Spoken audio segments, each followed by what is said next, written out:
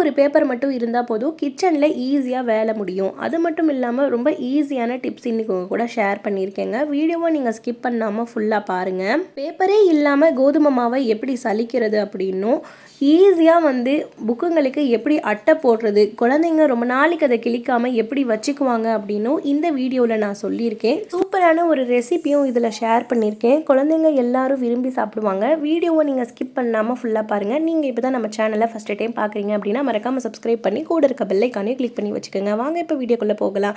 First tip வந்து பேப்பரே இல்லாமல் எப்படி மாவு ஜலிக்கிறதுன்னு பார்க்கலாம். இந்த மாதிரி ஜல்லடை எடுத்துக்கிட்டேன். மாவு நம்ம ஜலிக்கிற ஜல்லடையும் இந்த மாதிரி ஒரு அடியில் ஒரு கிண்ணம் வச்சுருக்கேங்க. இந்த டம்ளரில் நான் 1 டம்ளர் அளவுக்கு மாவு எடுத்திருக்கேன். அதை கொஞ்சம் கொஞ்சமாக இந்த மாதிரி போட்டு நீங்கள் லைட்டாக தேய்ச்சாலே போதும், மாவு அழகாக கீழே வந்து ஜலிச்சு வந்துடும். இதுக்காக நம்ம ஆன்லைனில் ஷாப்பிங் பண்ணி வாங்கணுன்ட்டு அவசியம் இல்லை. கொஞ்சம் கொஞ்சமாக போட்டு இந்த மாதிரி லைட்டாக ஸ்ப்ரெட் பண்ணி விட்டாலே அழகாக மாவு எல்லாம் கீழே ஜலிச்சு வந்துடும். ரொம்ப ஈஸியான டிப்பு. நம்மக்கிட்ட பேப்பரே இல்லை அப்படிங்கிற டைமில் இந்த மெத்தடை நீங்கள் ட்ரை பண்ணி பாருங்கள். ரொம்ப ரொம்ப யூஸ்ஃபுல்லாக இருக்கும். ரொம்ப சிம்பிளான மெத்தடு. இந்த டிப் உங்களுக்கு பிடிச்சிருந்துச்சு அப்படின்னா மறக்காமல் இந்த வீடியோக்கு ஒரு லைக் கொடுத்துக்குங்க. இந்த மாதிரி நம்ம எல்லா மாவையும் ஈவன் பண்ணி நடுவில் இந்த மாதிரி ஸ்ப்ரெட் பண்ணி இந்த மாதிரி லைட்டாக தட்டி விட்டாலே போதுங்க, அழகாக ஜலிச்சு எடுத்துடலாம். கொஞ்சம் கூட கீழேயுமே சிந்திருக்காது. ரொம்ப ரொம்ப சிம்பிளான டிப்பு. இந்த டிப்பு உங்களுக்கு ரொம்ப ஹெல்ப்ஃபுல்லாக இருக்கும். நம்ம வீட்டில் அவசரத்துக்கு எந்த ஒரு நியூஸ் பேப்பரும் கேலண்டர் பேப்பரும் இல்லை அப்படின்னா இந்த மெத்தடை நீங்கள் ட்ரை பண்ணுங்கள். நெக்ஸ்ட் டிப் வந்து இந்த மாதிரி ஒரு பேப்பர் எடுத்திருக்கேன். இது எதுக்காக அப்படின்னு சொல்கிறேங்க. நம்ம வீட்டில் ஏதாச்சும் மிக்சியில் அரைச்சிருப்போம். நம்ம வீட்டில் கண்டெய்னர் ரொம்ப குட்டியாக வச்சுருப்போம். சம்டைம்ஸ் அதோட ஃபனல் வந்து மிஸ் ஆயிடுச்சு, எங்கேயோ வச்சு மறந்துட்டோம் அப்படின்னா இந்த கண்டெய்னரில் நம்ம இந்த ஜல்லிச்சா பவுடர் இந்த மாதிரி மசாலா ஐட்டம்ஸ்லாம் போடுறது ரொம்ப சிரமப்படுவோம். அந்த மாதிரி டைமில் இந்த மாதிரி கோன் மாதிரி பேப்பரை சுற்றி அடியில் கொஞ்சமாக கிழிச்சு விட்டுட்டு அதை வந்து இந்த மாதிரி பாட்டிலுக்குள்ளே இன்சர்ட் பண்ணிடுங்க. இப்போ ஒவ்வொரு டியூஸ்பூனாக எடுத்து நீங்கள் அரைச்ச மசாலாவோ இல்லை மாவு ஏதோ இந்த மாதிரி போட்டிங்க அப்படின்னா அழகாக கண்டெய்னரில் ஸ்டோர் ஆயிரும். ரொம்ப சிம்பிளான மெத்தடு. இதுக்குன்னு தனியாக நம்ம ஃபனல் வாங்கணுன்ட்டு அவசியம் இல்லை. இந்த மாதிரி கூட நீங்கள் யூஸ் பண்ணிக்கலாம். இந்த டிப்பு ரொம்ப ரொம்ப ஹெல்ப்ஃபுல்லாக இருக்கும். இந்த மாதிரி குட்டி பாட்டில் வச்சுருக்கவங்களுக்கு மிக்சியில் அரைச்ச அந்த மசாலா ஐட்டம்ஸ்லாம் சேர்க்கணும் அப்படின்னா ரொம்பவே சிரமப்படுவோம். இந்த மாதிரி பேப்பரில் போட்டுட்டு லைட்டாக அந்த பேப்பர் இந்த மாதிரி ஸ்ப்ரெட் பண்ணி விட்டு, அதாவது லைட்டாக தட்டி விட்டாலே வந்து அழகாக கீழே வந்து அந்த மசாலா ஐட்டம்ஸ்லாம் வந்து நமக்கு அந்த ஜாரில் கலெக்ட் ஆயிரும். இந்த டிப்பு ரொம்ப ஹெல்ப்ஃபுல்லாக இருந்துச்சு அப்படின்னா மறக்காமல் இந்த வீடியோக்கு ஒரு லைக் கொடுத்து நிறைய பேர் கூட ஷேர் பண்ணிக்கோங்க. அவங்களுக்குமே ரொம்ப ஹெல்ப்ஃபுல்லாக இருக்கும். நெக்ஸ்ட் டிப் வந்து அட்டை போடும்போது சில்ட்ரன்ஸ் எப்படி போட்டு கொடுத்தாலும் கிழிச்சிடுறாங்க. நம்ம என்னதான் ஸ்ட்ராங்கான பேப்பர் போட்டாலும் கிழிச்சிடுறாங்க அப்படின்னா இந்த மெத்தடை நீங்கள் ட்ரை பண்ணி பாருங்கள். கண்டிப்பாக அட்டை கிழிஞ்சு போகாதுங்க. இந்த மாதிரி ஒரு புக்கை எடுத்து வச்சுட்டு கரெக்டாக அந்த சைஸுக்கு தகுந்த மாதிரி அட்டையை இந்த மாதிரி நல்லா விரித்து விட்டுக்குங்க. இந்த மாதிரி விரிக்கும் போது உங்களுக்கு சுருண்டு சுருண்டு போகுது, கட் பண்ணுறதுக்கு சிரமமாக இருக்குது அப்படின்னா இந்த புத்தகம் நம்ம அடியில் வச்சுருக்கோம்ல, இதுக்கு மேலேயே ஒரு ஈவனான ஒரு புத்தகம் ஒன்று வச்சுட்டு அதுக்கப்புறம் நீங்கள் வச்சு சிசரில் கட் பண்ணிங்க அப்படின்னா உங்களுக்கு அழகாக பர்ஃபெக்டாக கட் ஆகும். அது மட்டும் இல்லாமல் இந்த மாதிரி செஞ்சோம் அப்படின்னா நமக்கு நல்லா நீட்டாக அழகாகவும் வரும். எல்லா பக்கமும் ஈவனாக கட் ஆகும். பாருங்கள், இப்போ அழகாக ஈவனாக நம்ம கட் பண்ணி எடுத்தாச்சு. இப்போ புக்குக்கு நம்ம எப்பயும் போல் அட்டை போடுறதுக்கு எந்த மாதிரி வைப்போமோ அந்த மாதிரி வச்சுக்கோங்க. அட்டை போடும்போது உங்களுக்கு சுருண்டு வருது அப்படின்னா அதை வந்து இந்த மாதிரி தலைகீழாக திருப்பிட்டு அதை வந்து உள்ளே இன்சர்ட் பண்ணிக்கணும். இந்த மாதிரி கரெக்டாக ரேப்பர் வச்சு கரெக்டாக வந்து நம்ம நகத்தில் கீரல் போடுற மாதிரி கரெக்டாக வந்து ஃபுல்லாக சைடு ஃபுல்லாக இந்த மாதிரி செஞ்சுட்டு ஒரே ஒரு ஸ்டாப்லர் பின்னா நடுவில் ஃபஸ்ட்டு இந்த மாதிரி போட்டுருங்க. இந்த மாதிரி செஞ்சுட்டு இன்னொன்று மெயினான மெத்தட் இருக்குது. ரொம்ப நாளைக்கு புத்தகம் கிழிஞ்சு போகாமல் இருக்கணும் அப்படின்னா இந்த மெத்தடை நீங்கள் கண்டிப்பாக ட்ரை பண்ணுங்கள். இந்த மாதிரி நான் எல்லாமே போட்டு முடிச்சிட்டேங்க. இப்போ அடியில் வந்து பார்த்தீங்க அப்படின்னா நம்ம எப்போவுமே வந்து கொஞ்சம் முக்கோணமாட்ட கட் பண்ணி தூக்கி எறிஞ்சிருவோம். அந்த மாதிரி செய்யாமல் சதுரமாக இந்த மாதிரி கட் பண்ணிவிட்டு ஈவனாக நான் மடித்து விடுறேன் பாருங்கள். இந்த மாதிரி எடுத்து உள்ளே மடிச்சிங்க அப்படின்னா கரெக்டாக இந்த சைஸுக்கு வரும். இந்த சைஸுக்கு உள்ளே வச்சு மடித்து நல்லா டைட்டாக நம்ம போட்டு விட்டுட்டோம் அப்படின்னா அந்த நுனி பகுதியில் தான் குழந்தைங்களுக்கு புத்தகம் வந்து கிழிஞ்சிக்கிட்டே வரும். இந்த மாதிரி செஞ்சோம் அப்படின்னா பார்க்குறதுக்கு புத்தகம் கிழிஞ்சு போகாது, ரொம்ப நாளைக்கு நல்லா ஸ்ட்ராங்காகவும் இருக்கும். ரொம்ப சிம்பிளான டிப்பு. குழந்தைங்க அட்டையை கிழிச்சிட்டு வந்துடுறாங்க அப்படின்னா இந்த மெத்தடில் நீங்கள் போட்டு கொடுங்க, ரொம்ப நாளைக்கு இருக்கும், கிழிஞ்சுமே போகாது. ரொம்ப சிம்பிளான டிப்பு கூட. இது போடுறது ரொம்ப ஈஸி கூட. நம்ம கட் பண்ணி எடுக்கணுன்ட்டு அவசியம் இல்லை. அந்த பேப்பரை அப்படியே அழகாக உள்ளே இன்சர்ட் பண்ணிட்டீங்க அப்படின்னா புத்தகம் ரொம்ப நாளைக்கு கிழிஞ்சு போகாமல் இருக்குங்க. இந்த டிப் உங்களுக்கு பிடிச்சிருந்துச்சு அப்படின்னா மறக்காமல் இந்த வீடியோக்கு ஒரு லைக் கொடுத்து நிறைய பேர் கூட ஷேர் பண்ணிக்கோங்க. பாருங்கள், நல்லா நீட்டாக அழகாக போட்டாச்சு. கட் பண்ணால் கூட அசிங்கமாக இருக்கும், இது நீட்டாக இருக்கும். நெக்ஸ்ட்டு சூப்பரான ஒரு ரெசிபி பார்க்கலாம். கறியே சாப்பிட மாட்டாங்க அப்படிங்கிற குழந்தைங்களுக்கு இந்த மெத்தடில் நீங்கள் செஞ்சு கொடுங்க. நான் வந்து ஒரு 1/4 கிலோ மட்டன் எடுத்திருக்கேன். மட்டனை நல்லா 4-5 டைம் வாஷ் பண்ணிவிட்டு இந்த மாதிரி குட்டி குட்டி பீஸாக சேர்த்துக்கணும். இதுக்கு தேவையான இன்க்ரீடியன்ட் சொல்கிறேங்க.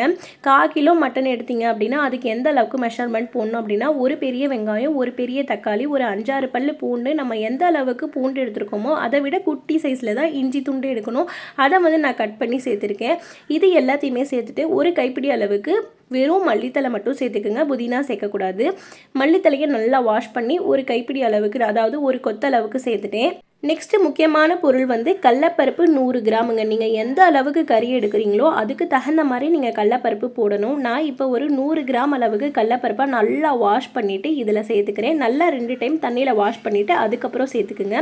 காரத்துக்கு ஏற்ப மிளகாய்த்தூள் சேர்த்துக்குங்க. நான் வந்து ஒரு டீஸ்பூன் அளவுக்கு மிளகாய்த்தூள் சேர்த்துருக்கேன். ஒரு 1/4 பிஞ்ச் அளவுக்கு மஞ்சள்தூள் சேர்த்துருக்கேன். 1/4 டீஸ்பூன் அளவுக்கு பட்டை, ஏலக்காய், கிராம்பு இது எல்லாமே அரைச்சி வச்ச பிரியாணி மசாலா வந்து ஒரு 1/4 பிஞ்ச் அளவுக்கு சேர்த்துருக்கேன். இது எல்லாத்தையுமே சேர்த்துட்டு இதுக்கு தண்ணி வந்து ஃபுல்லாக நிறைய ஊற்றக்கூடாதுங்க. நம்ம பருப்பு அந்த கறி எல்லாம் இந்த மாதிரி மிக்ஸ் பண்ணோம் அப்படின்னா ஈவனாக இருக்கும். ஃபுல்லாக நிறைய போட்டு வேக வச்சிங்க அப்படின்னா பருப்பெல்லாம் குழஞ்சி போயிடும். அதனால் கரெக்டான அளவு போட்டு நீங்கள் வேக வச்சுக்கோங்க. இந்த மாதிரி செய்யும்போது நமக்கு பருப்பு வந்து கொஞ்சம் முழுசாக இருக்கணும், ஆனால் வெந்துமே இருக்கணும். என்னுடைய குக்கரில் 4 விசில் வச்சுட்டு ஓப்பன் பண்ணி பார்த்தா கொஞ்சம் தண்ணி இருந்துச்சு, பருப்பும் கொஞ்சம் வேகாத மாதிரி இருந்துச்சு. அதனால் நல்லா இந்த மாதிரி மிக்ஸ் பண்ணி விட்டுட்டு இன்னும் ஒரு 4 விசில் வச்சு எடுத்துகிட்டு ஈவனான அளவுக்கு தாங்க தண்ணி இருக்கணும். ஃபுல்லாக நிறைய தண்ணி ஊற்றி பருப்பெல்லாம் நல்ல குலைவாலாம் வேக வச்சு எடுக்கக்கூடாது. இப்போ பாருங்கள், மறுபடியும் ஒரு 4 விசில் வச்சு எடுத்துட்டேன். பருப்பு இப்படி நசுக்கணும் அப்படின்னா நல்லா அந்த நசுக்கிற பக்குவத்துக்கு இருக்குது, ஆனால் குழஞ்சுமே போகலை. இதுதான் கரெக்டான ஸ்டேஜ். இப்போ நல்லா இந்த மாதிரி மிக்ஸ் பண்ணி விட்டுட்டு இதை வந்து நம்ம ஒரு மிக்ஸி ஜாரில் சேர்த்துக்கலாம். பாருங்கள், அடியுமே பிடிக்கல. நம்ம ஊற்றின தண்ணி நல்லா சுருண்டு நல்லா வெந்துமே வந்துருச்சு. கறி அந்த பருப்பு எல்லாம் நல்லா வெந்து வந்துருச்சு. இப்போ மிக்ஸி ஜாரில் சேர்த்து தேவையான அளவுக்கு உப்பு சேர்த்து நல்லா வந்து நைஸ் பேஸ்ட்டாக இதை அரைச்சி எடுத்துக்குங்க.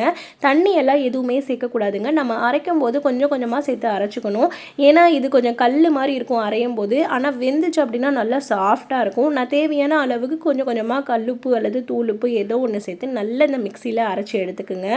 நல்லா நைஸாக அரைக்கணும். அப்போ தான் இதோடைய டேஸ்ட்டுமே வந்து செம்மையாக இருக்கும். கடலப்பருப்பு எல்லாமே வந்து நல்லா அரைஞ்சி வரணும். எனக்கு காரம் கொஞ்சம் கம்மியாக தெரிஞ்சிச்சு, அதனால் நான் கொஞ்சமாக காரமும் கொஞ்சமாக உப்பு மட்டும் சேர்த்து கடைசியாக நல்லா இந்த மாதிரி மசிச்சு விட்டுக்கிட்டேன்.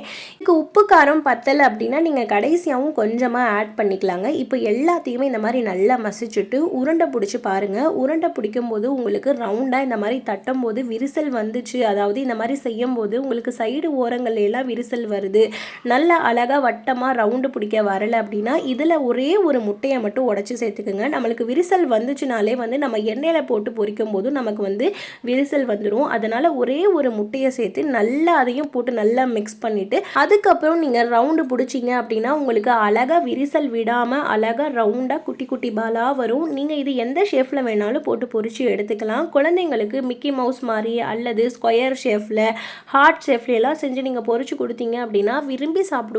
அவ்வளோ உடம்புக்கு சத்தானது. கறியே சாப்பிட மாட்டாங்க அப்படிங்கிற குழந்தைங்களுக்கு ஈவினிங் ஸ்நாக்ஸாக அல்லது ஸ்கூலுக்கு கூட நீங்கள் லாலிபாப் மாதிரி கூட செஞ்சு கொடுத்து விடலாங்க. ரொம்ப விரும்பி சாப்பிடுவாங்க.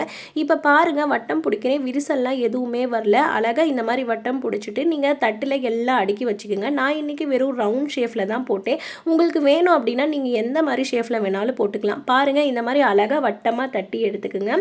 இதை ஒவ்வொன்றா நீங்கள் வந்து கொஞ்சமாக ஆயில் ஊற்றி நீங்கள் நல்லா எண்ணெயில் ஹீட் ஆனதுமே போட்டு பொரிச்சு எடுத்தீங்க அப்படின்னா சூப்பராக நல்லா கிறிஸ்பியாக இருக்கும். மேலே உள்ள நல்லா சாஃப்டாக இருக்குங்க. ரொம்ப சிம்பிளான மெத்தடு தான், ரொம்ப டேஸ்டியாகவும் இருக்கும். குழந்தைங்களும் ரொம்ப விரும்பி சாப்பிடுவாங்க. நல்லா ஹை ஸ்பீடில் வச்சுட்டு அதுக்கப்புறம் லைட்டாக இந்த மாதிரி திருப்பி விட்டாலே போதுங்க.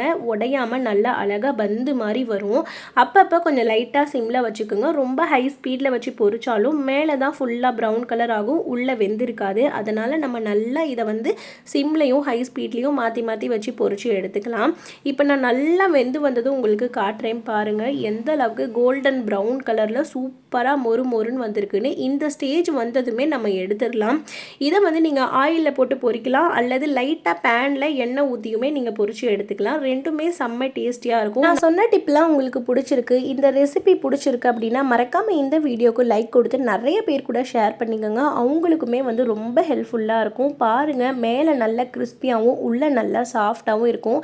இந்த கறி வடையை நீங்கள் அப்படியே சாப்பிட்லாம், அல்லது லைட்டாக டொமேட்டோ கெச்சப் மயோனிஸ் வச்சு சாப்பிட்டீங்க அப்படின்னாலும் அடிப்பொலியாக இருக்கும். இந்த வீடியோ பிடிச்சிச்சு அப்படின்னா மறக்காமல் சப்ஸ்கிரைப் பண்ணி நிறைய பேர் கூட ஷேர் பண்ணிக்கோங்க. தேங்க்யூ ஃபார் வாட்சிங்.